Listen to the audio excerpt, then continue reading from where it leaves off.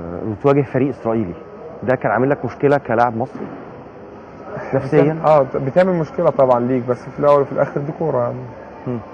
وانا ما كانش الموضوع ده كتير كده، لان كوره يعني. ما اتقال ان انت اولا كنت مبسوط قوي انك جبت الجون، واتقال انك كنت دايما بتحاول، وحتى هم خدوا بالهم وكتبوا الكلام ده في الصحافه السويسريه، انك انت يعني ايه تربط الجزمه، تبقى باصص في حته تانية.